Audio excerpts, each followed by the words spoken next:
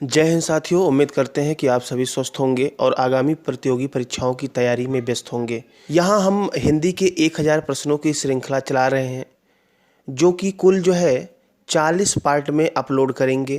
प्रत्येक पार्ट में 25 प्रश्न रहेंगे और इसे पूरी डिटेल व्याख्या और ट्रिक के माध्यम से हम लोग सॉल्व करेंगे। आज इसका दूसरा भाग है। पहला भाग हम अपलोड कर चुके हैं और इसकी प्लेलिस्ट भी बना दिए हैं। दूसरे भाग के 25 प्रश्नों में से कम 500 प्रश्न बनाएंगे। यह हिंदी का सीरीज वीडियो, री exam, SSC GD, UPP, CTET, junior assistant और जितने भी प्रतियोगी परीक्षाएं हैं, इससे बाहर एक भी क्वेश्चंस नहीं आएगा। यह मेरी 100% गारंटी है। आप लोग पूरा वीडियो ध्यान से देखिए और अपने सभी साथियों के पास भी इस वीडियो को पहुंचाएं और साथ ही कमेंट करके अवश्य बताएं कि वीडियो कैसा लगा। तो चलिए बिना देर किए हुए शुरू करते हैं। यहाँ पर 26 नंबर प्रश्न है। 25 क्वेश्चन पिछले वीडियो में हो चुका है। तो यहाँ पर दिया है किस वर्ण की मात्रा नहीं होती है। तो इसका सही आंसर आपका बी हो जाएगा। अ की कोई मात्रा नहीं होती है। और इसे कौन सा स्वर कहते हैं? इसे उदासीन स्वर कहा जाता है। अब यहाँ पर आ का जो मात्रा होता है इस प्रकार से होता है, ऊ का इस प्रकार से होता है और ओ का मात्रा आपका इस प्रकार से होता है। क्लियर है? आगे बढ़ते हैं। अगला प्रश्न दिया है प्रतिकूल में कौन सा समास है। तो इसका सही आंसर आपका बी हो जाएगा। प्रतिकूल में अव्ययी भाव समास है। क्लियर है? प्रधानता के आधार पर यदि बात करें तो जिस समास का प्रथम पद प्रधान हो, अव्यय हो या संज्ञा हो, उसे अव्ययी भाव समास कहते हैं। और इसका द्वितीय पद क्या होता है? गौण होता है। क्लियर है? जो समास होता है वो दो पदों के मिलने से होता है। ठीक है? और विलोम समास का जो होता है वो व्यास होता है। ये भी आपके एग्जाम में पूछा गया है। कुछ और अगर हम अव्ययी भाव समास के उदाहरण की बात करें तो जैसे हो गया भरपेट, रात भर, प्रतिदिन इत्यादि। बहुब्रीहि समास की बात करें तो इसमें दोनों पद गौण होते हैं। तत्पुरुष समास में द्वितीय पद प्रधान होते हैं और कर्मधारय समास में भी द्वितीय पद प्रधान होते हैं। अगले प्रश्न की बात करते हैं। आगे दिया गया है कौन सा वर्ण वृत्तमुखी है। तो देखिए यहाँ पर वर्ण की बात की गई है और वर्ण में भी स्वर की बात हो रही है। सही आंसर तो यहाँ पर बी होगा, लेकिन कैसे होगा? अगर हम ओठों की स्थिति के आधार पर बात करें तो स्वर दो प्रकार के होते हैं। एक होते हैं वृत्तमुखी और दूसरा होता है अवृत्तमुखी। वृत्तमुखी का मतलब होता है जिसमें वृत्त बने। तो आप देखिए इसमें कौन कौन से आपके आते हैं। अगर हम वृत्तमुखी की बात करें तो इसमें आपका ऊ होगा, छोटा ऊ, ये बड़ा ऊ होगा, इसमें ओ होगा क्योंकि ओ में भी ऊ आता है, अधन ऊ मिलाते हैं तो ओ बनता है, और औ आएगा। तो ये जो चार आपको दिख रहे हैं, छोटा ऊ, बड़ा ऊ, ओ और औ, ये वृत्तमुखी होंगे। शेष जितने आपके बचेंगे सारे क्या हो जाएंगे?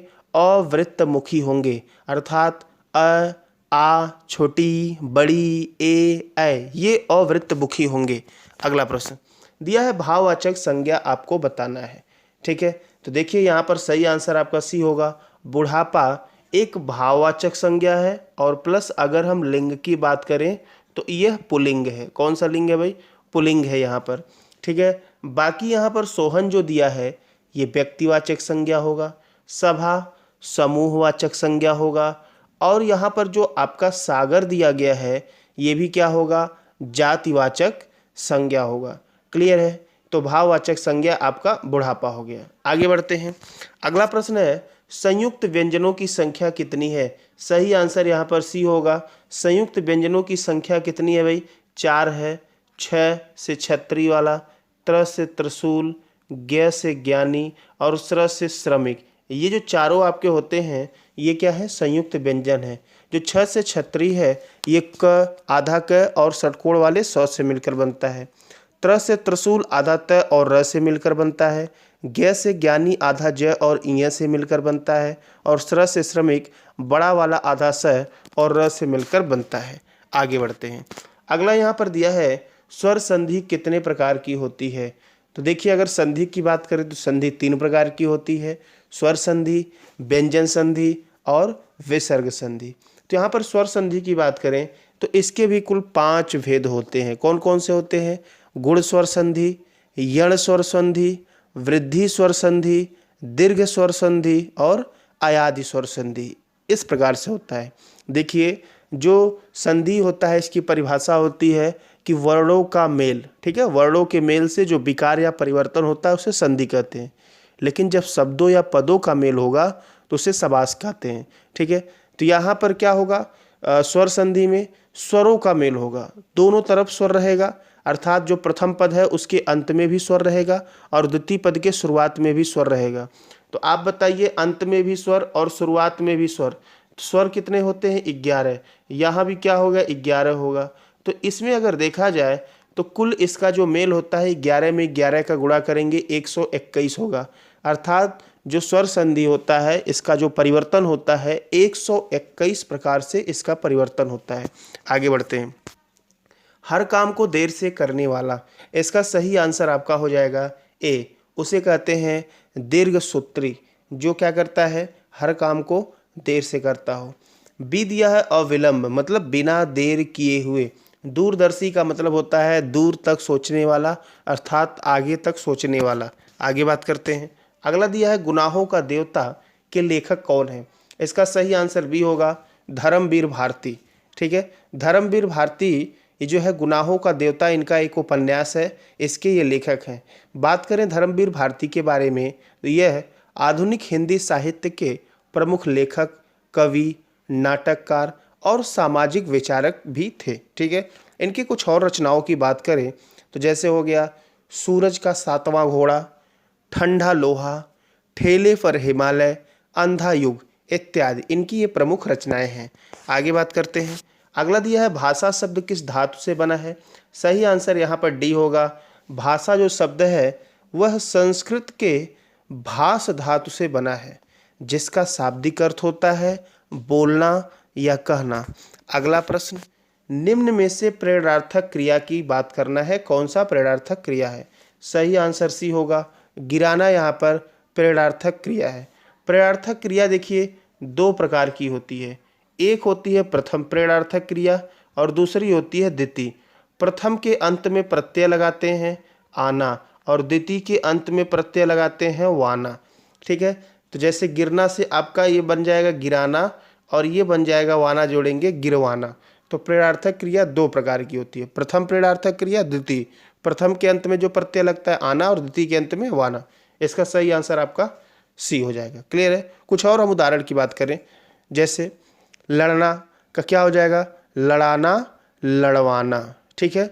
चलिए आगे बात करते हैं। अगला क्वेश्चन यहाँ दिया है अव्यय की बात किया गया है। तो अव्यय क्या होता है? देखिए, ऐसे शब्द जिसमें लिंग, वचन, काल, कारक के अनुसार कोई परिवर्तन ना हो उसे अव्यय कहते हैं। तो यहाँ पर सही आंसर क्या होगा? बी, जो ठीक दिया है वह अव्यय होगा।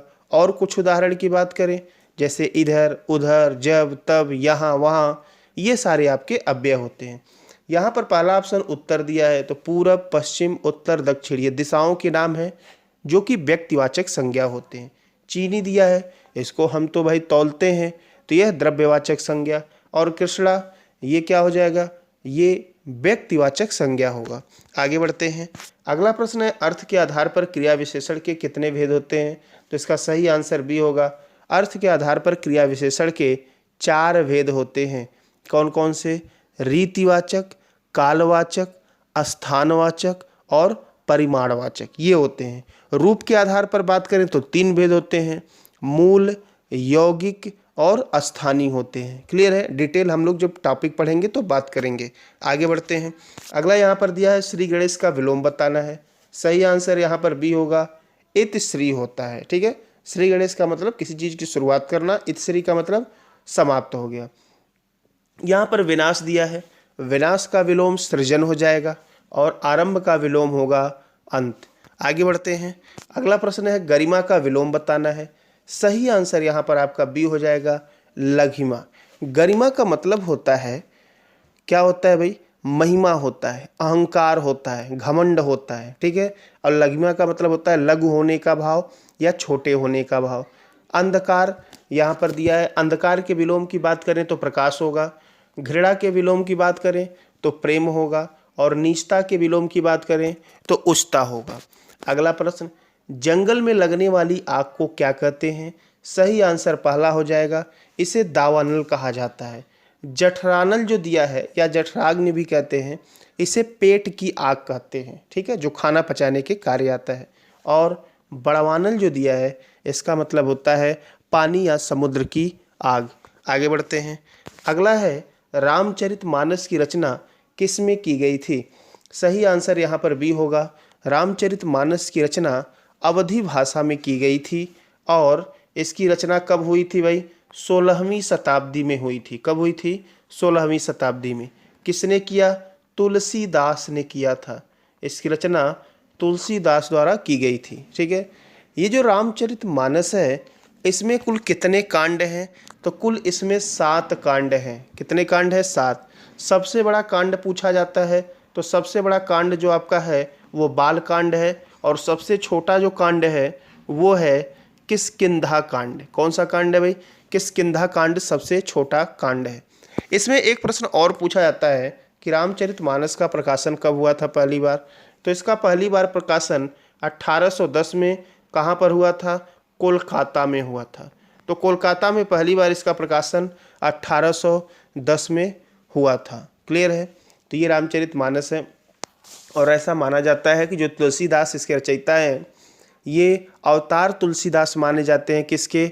आदि कवि वाल्मीकि के, क्योंकि वाल्मीकि रामायण लिखे थे और तुलसीदास क्या लिखे? रामचरितमानस लिखे।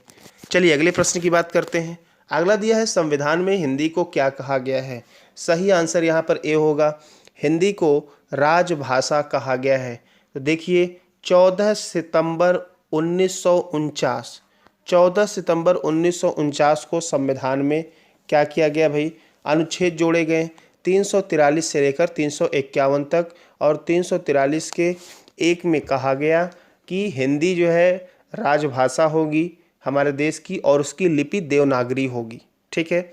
इसीलिए 14 सितंबर को हर वर्ष राष्ट्रीय हिंदी दिवस मनाया जाता है, और विश्व हिंदी दिवस 10 जनवरी को हर वर्ष मनाया जाता है। क्लियर है? तो संविधान में हिंदी को क्या कहा गया भाई? ये हमारी राजभाषा है। आगे बात करते हैं। अगला यहाँ है, समुद्र मंथन करना का अर्थ क्या होगा? सही आंसर यहाँ पर डी हो जाएगा। समुद्र मंथन करना का मतलब कठोर परिश्रम करना। आगे, काला अक्षर भैंस बराबर, इसका मतलब ये होता है कि अनपढ़ होना। क्या होना भाई? अनपढ़ होना। अच्छा, यहाँ पर पहला ऑप्शन दिया है छिद्रान्वेषी, इसका अर्थ होता है कि दूसरों में कमी या दोष निकालने वाला। समदर्शी का मतलब होता है समान नज़रों से देखने वाला, ठीक है। अदूरदर्शी मतलब जो आगे तक ना देख पाए। अगला बात करते हैं, कवि बिहारी किस रस के कवि थे? तो यहाँ पर सही आंसर आपका हो जाएगा श्रृंगार रस। कवि बिहारी श्रृंगार रस के कवि माने जाते हैं। यह रीतिकाल के कवि थे और इन्हें गागर में सागर भरने वाला कवि कहा जाता है, ठीक है, अर्थात कम शब्दों में अधिक बातें कहना। क्लियर है? इनकी एक ही रचना है जिसको कहा जाता है विहारी सतसई। क्या कहते हैं? विहारी सतसई। और इससे और प्रश्न पूछा जाता है कि विहारी सतसई ये केवल दोहा ही रचते थे, कितने दोहे हैं? तो विहारी सतसई में कुल 713 दोहों का समूह है। 713 दोहे हैं। बात करें इनके बारे में थोड़ा सा और, तो विहारी का जो जन्म हुआ था वह मध्य प्रदेश के ग्वालियर में हुआ था, और यह राजा जय सिंह के राज दरबारी कवि थे। क्लियर है? आगे बात करते हैं, यम का पर्यायवाची कौन सा नहीं है? तो यहाँ पर सही आंसर पहला हो जाएगा, भानुजा यमुना का पर्यायवाची है। बाकी सूर्यपुत्र, किनास और काल ये सब क्या हैं? यम के पर्यायवाची हैं। आगे बात करते हैं, गदहा का पर्यायवाची कौन सा नहीं है? तो सही आंसर यहाँ पर बी हो जाएगा, केतु। केतु का मतलब ध्वज होता है, केतु का मतलब पताका होता है, ठीक है, ये केतु के पर्यायवाची होते हैं। जबकि खर, रासव, धूसर, बैसाख नंदन, शीतला वाहन ये सब गधा के पर्यायवाची हैं। आगे बात करते हैं, आजकल भारत की जनता भी अधिकाधिक शिक्षित हो गई है। यहाँ पर बताना है कि जनता एक वचन है कि बहुवचन। तो देखिए भाई, जनता सदा एक वचन में प्रयोग होता है, जैसे जनता हो गया, जल हो गया, चांदी हो गया इत्यादि, ये सारे शब्द सदैव एक वचन में प्रयोग होते हैं। अगर हम यहाँ पर बहुवचन भी दिया है, अगर हम बहुवचन की बात करें तो सदैव बहुवचन में प्रयोग होने वाले शब्द जैसे आंसू, दर्शन, प्राण, बाल, लोग, हस्ताक्षर, होश इत्यादि ये हमेशा जो है बहुवचन में प्रयोग किए जाते हैं। द्विवचन हिंदी में नहीं होता है। संस्कृत में वचन के 3 भेद होते हैं, एक वचन, द्विवचन और बहुवचन, जबकि हिंदी में केवल 2 ही भेद होते हैं, एक वचन और बहुवचन। तो यहाँ पर इसका सही आंसर पहला हो जाएगा। अगला प्रश्न दिया है निम्न में से अल्पप्राण वर्ण कौन से हैं? तो इसका आपका सही आंसर डी होगा, क और ग। किसी भी वर्ग का कुल 5 वर्ग होते हैं, पहला, तीसरा और पांचवा ये अल्पप्राण होता है, दूसरा और चौथा ये महाप्राण होता है। अल्प मतलब थोड़ा और प्राण का मतलब वायु। तो जिन वर्णों के उच्चारण में मुख से कम वायु निकले उन्हें कहते हैं अल्पप्राण, और इसके साथ साथ इसमें अंतस्थ भी अल्पप्राण में आते हैं। बाकी शेष सभी क्या है? महाप्राण। आगे बात करते हैं। अगला दिया है चिरायु में प्रयुक्त उपसर्ग कौन सा है? इसका सही आंसर हो जाएगा बी, चिर और प्लस आयु। चिर मतलब प्राचीन या बहुत दिनों तक, आयु मतलब आयु जिसकी उम्र बड़ी लंबी हो या बहुत दिनों से हो उसे चिरायु कहते हैं। ठीक है, तो ये आज भी 25 क्वेश्चन कंप्लीट हो गए, तो टोटल 50 क्वेश्चन हो गए। ठीक है, तो आपको कैसा लगा ये सेशन कमेंट करके अवश्य बताएं। जल्द ही मिलते हैं इसके तीसरे पार्ट के साथ, तब तक के लिए धन्यवाद।